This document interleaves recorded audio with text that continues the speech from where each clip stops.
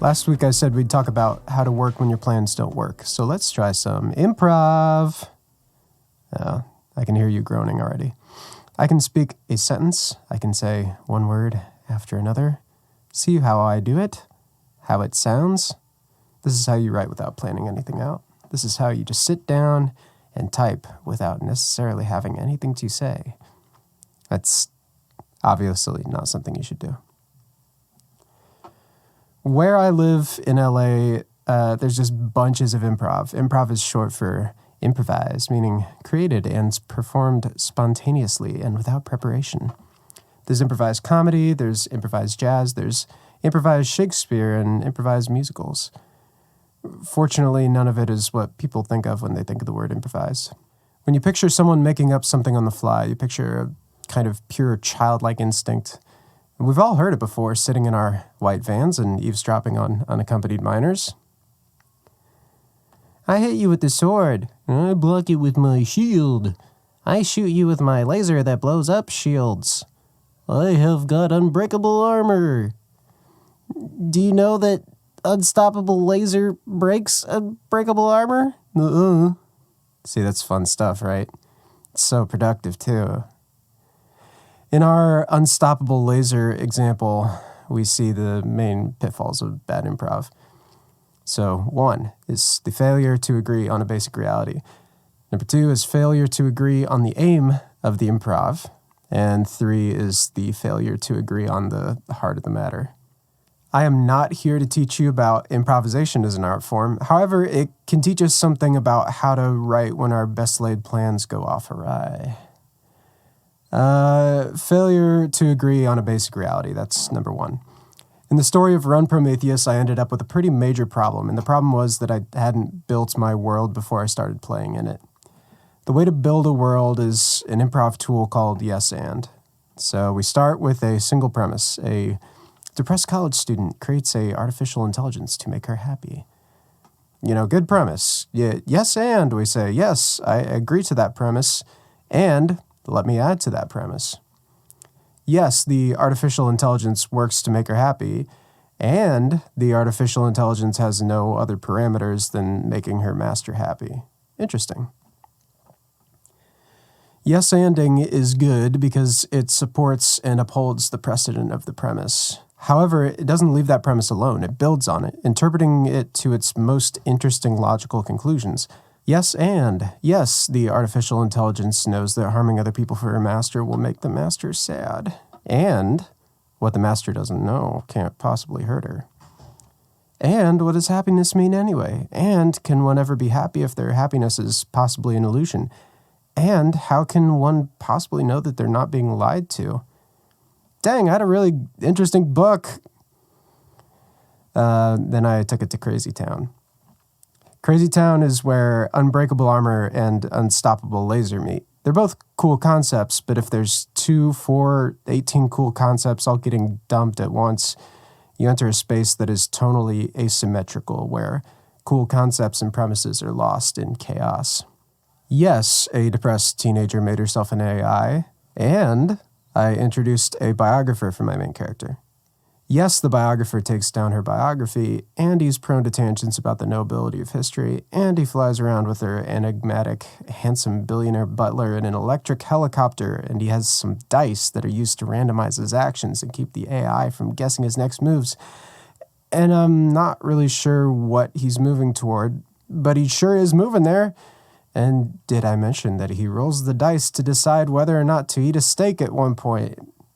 Why? What purpose does that serve? There's a soda we used to drink in middle school. We called it the suicide. Very PC of us.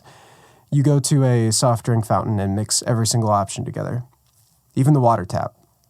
Each of the drinks was pretty good on its own. We called it the suicide because all those good things mixed together created something abominable and confused. Suicide is a bad name for anything, but we also called soda pop, so we were just confused in general. That leads us to point number 2. Failure to agree on the aim of the improv. So you're inevitably going to find yourself in a situation you didn't plan for. We are specks in a swirling sea of chaos.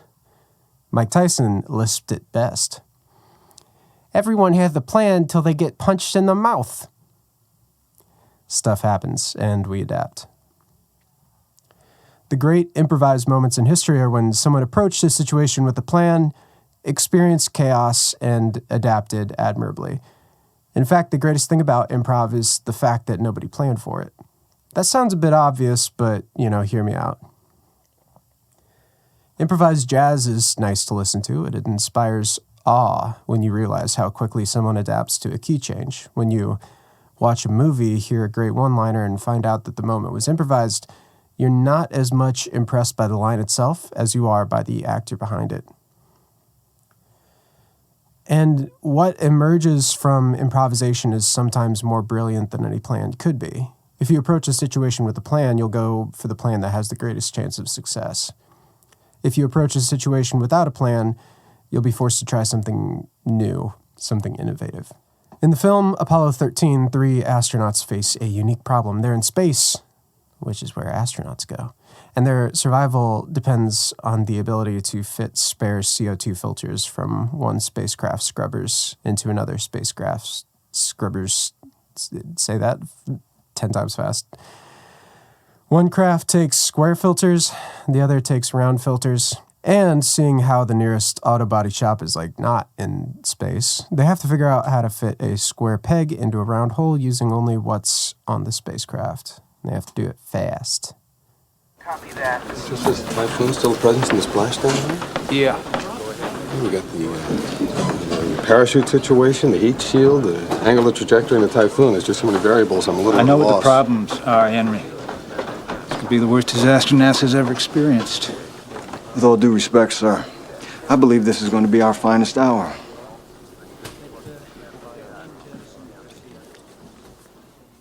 Notice anything about all this great improv? People are working toward a clear, definite goal.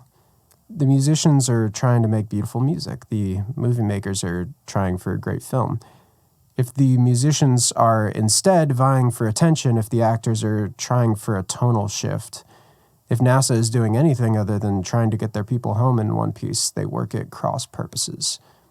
And the goal of good improv is always to do good improv.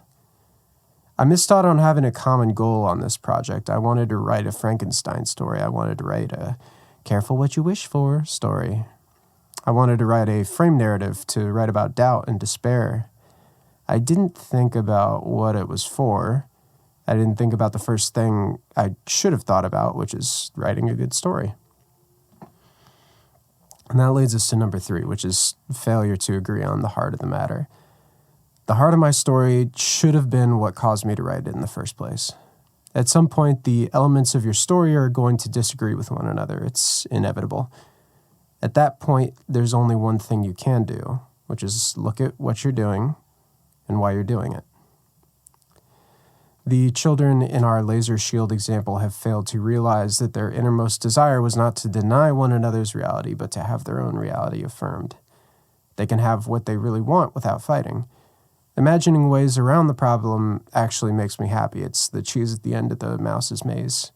It's tasty because it cost effort.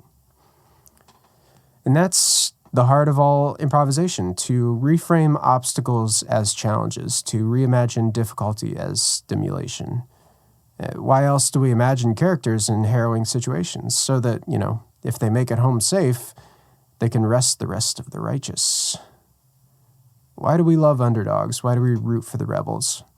Their victory is unassured, but if they win, that makes their victory all the sweeter.